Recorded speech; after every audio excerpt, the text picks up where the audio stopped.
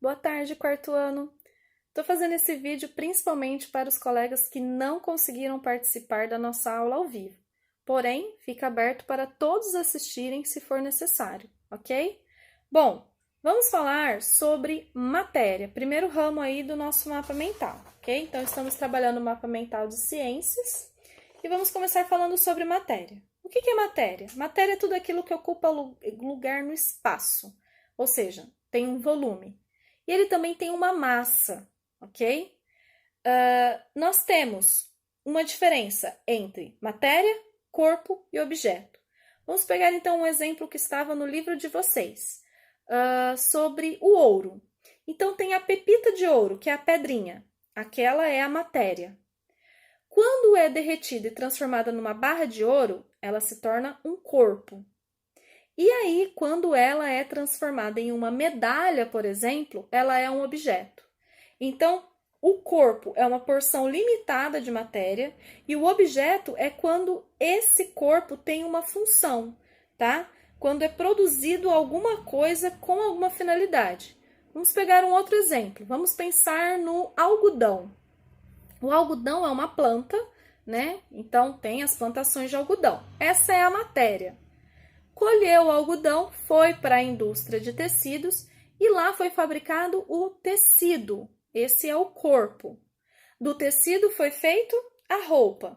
Aí temos então o objeto, ok? E temos vários outros exemplos para dar para vocês, ok? Tem um que vocês fizeram do exercício também, que tinha a árvore, a lenha e a mesa, né? Se eu não me engano, uma mesa de jantar. Então, a árvore é a matéria, que é a matéria-prima, né? A lenha lá, os pedaços de madeira, é o corpo, né? Que é uma porção limitada ali de matéria, que tem massa e volume. E a mesa é o objeto, porque eu dei uma função para esse corpo, eu dei uma função para essa matéria. Aquilo ali tem uma finalidade, que é apoiar pratos, ou se é uma mesa de escritório, apoiar livros, mesas, apoiar cadernos, livros, tá certo? Bom, vamos falar agora um pouco sobre as propriedades da matéria. Então, como eu já disse, toda matéria tem massa. Então, o que é a massa? Massa é a quantidade de matéria presente dentro do corpo, que é o famoso, vamos dizer aí, peso, ok? A gente não pode chamar de peso, porque peso é um outro conceito que vocês vão estudar mais para frente, quando vocês estiverem lá no 9º ano, no colegial, vocês vão estudar o que é peso, certo? Então, a massa é a quantidade de matéria presente num corpo. Ela é medida com uma balança. Então, a gente sobe numa balança para poder medir a nossa massa, ou também a massa de qualquer outro, por exemplo, quando vai no supermercado ou no varejão, e aí compra lá um tanto de batata. A moça põe na balança, vê quanto vai custar aquele tanto de batata que você está levando e põe lá na etiquetinha, porque tem 1 quilo, né? O quilo da batata vai ter um preço. Então, dependendo da quantidade que você está levando, vai ter um preço para você pagar, né? E a massa, ela é medida em quilos, quilogramas, kg, ou em gramas, que é o G, ok? Volume. Volume é o espaço ocupado pela matéria. Nós costumamos medir em casa com copos medidores, aqueles copinhos que tem aqueles risquinhos lá para medir o volume, tá? Mas a gente também às vezes vai meio que, vamos dizer assim, no olhômetro, né? Por exemplo, essa canequinha aqui, ela é uma canequinha que tem, sei lá, acho que 250 ml, 300 ml. Então, se alguma receita está pedindo 300 ml de alguma coisa, eu já uso essa canequinha aqui como referência, tá certo? Porque é o volume, né? A quantidade que eu preciso daquele objeto, tá bom? Bom, ele é representado em litros ou mililitros, litros ou ml, ok? E nós temos uma outra propriedade também, que é a impenetrabilidade. Dois corpos não ocupam o mesmo lugar no espaço, tá certo? Então, nós temos lá o exemplo da banheira, né? O exemplo do copo, um copo cheio de água. Se eu colocar esse vidrinho de Errorex aqui dentro, vai transbordar água, porque o Errorex vai ocupar o espaço que aquela água estava ocupando. Não tem como dois corpos ocupar o mesmo lugar no espaço, tá certo? Bom, vamos falar agora sobre o estado físico da matéria. nós temos 3 estados físicos: sólido, líquido e gasoso. O que é o sólido? Sólido é tudo aquilo que tem um volume fixo e uma forma definida. Vou voltar para minha canequinha, tá? Então, o volume dela, o espaço que essa caneca ocupa, sempre será o mesmo, tá? Ela não vai ocupar mais ou menos espaço. Ela sempre vai ocupar o mesmo espaço.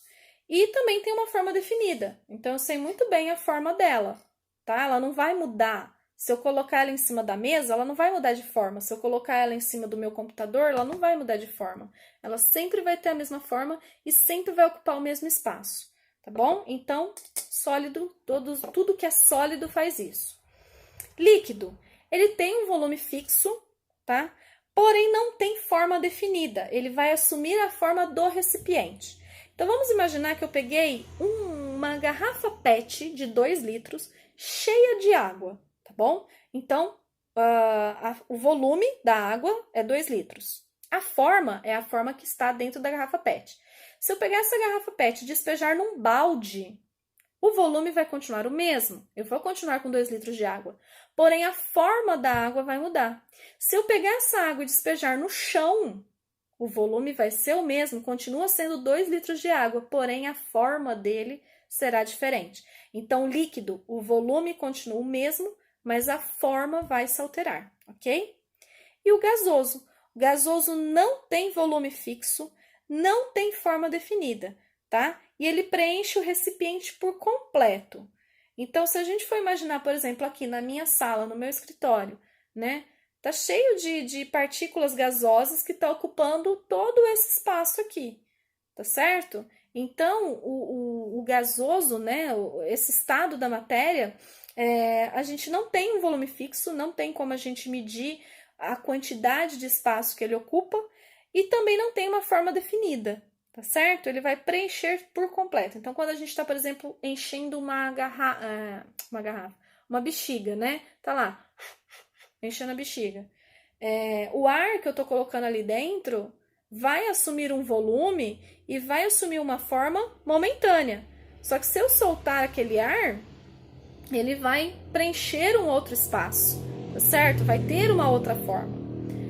Bom, disso nós temos que falar então sobre a mudança dos estados físicos. Então, esses estados físicos, eles podem mudar, tá? E como que acontece essa mudança? Através de uma transformação física. Então, vale lembrar que o objeto vai mudar, só que o material dele não. Vou imaginar, vou voltar para minha canequinha aqui, tá? Vamos imaginar então minha garrafinha.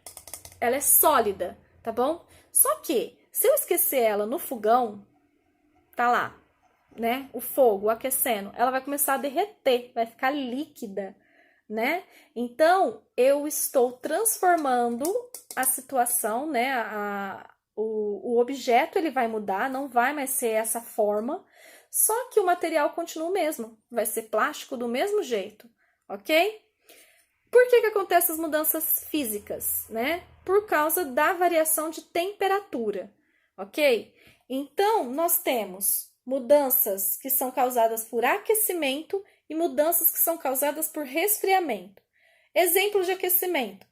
Primeira, fusão. O que é a fusão? É quando vai do sólido para o líquido. O exemplo da canequinha que eu dei. Um exemplo clássico de fusão é quando o gelo, né? Eu tiro o gelo lá do congelador e deixo na pia. Aquela pedra de gelo vai acabar virando líquido. É a fusão. Outro exemplo, picolé. Tô lá, comprei o picolé, delicioso, maravilhoso. Tô lá, né, comendo o picolé, só que com o tempo, se eu não comer ele rápido, ele vai derreter, né? Do sólido para o líquido, ok? Essa é a fusão que é causada pelo aumento de temperatura. Outro exemplo, vaporização. O que é a vaporização? É do líquido para o gasoso. Nós temos 2 tipos de vaporização, a evaporação e a ebulição.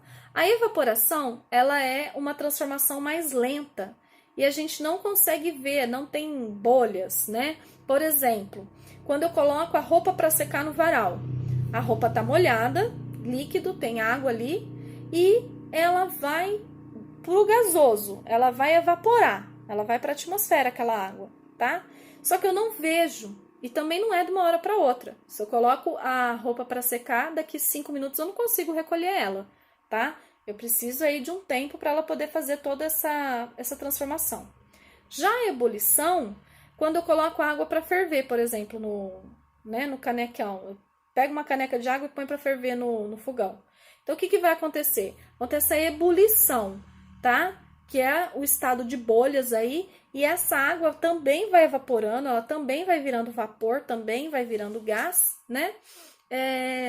E vai embora, vai acabar secando essa água. Você esquece uma caneca de água lá em ebulição no fogão, vai secar, uma hora vai secar, tá bom?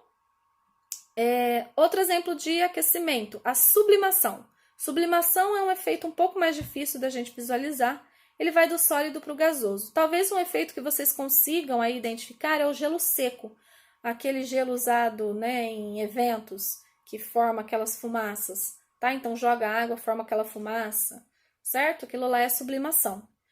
E por resfriamento nós temos a solidificação, que é do líquido para o sólido, é o contrário da fusão. Então peguei lá a forminha de gelo, pus água, coloquei no congelador, aquele líquido vai virar sólido, tá? Condensação, que é o contrário da vaporização, então, do gasoso para o líquido, tomei banho, formou ali o vapor, né, de água. O que vai acontecer no box, ou o que vai acontecer no espelho? Um monte de partículazinha de água ali, tá bom? Então, aquele vapor acabou virando água, gasoso para o líquido. E a ressublimação, que é do gasoso para o sólido, que é muito mais difícil de ver do que a sublimação. Tá? É uma transformação aí que acontece geralmente mais em laboratórios mesmo. No nosso dia a dia é um pouco difícil da gente identificar a ressublimação, tá certo? Espero que vocês tenham compreendido. Estudem, qualquer dúvida mande para mim que eu vou ajudar vocês, tá bom? Beijos e até a próxima.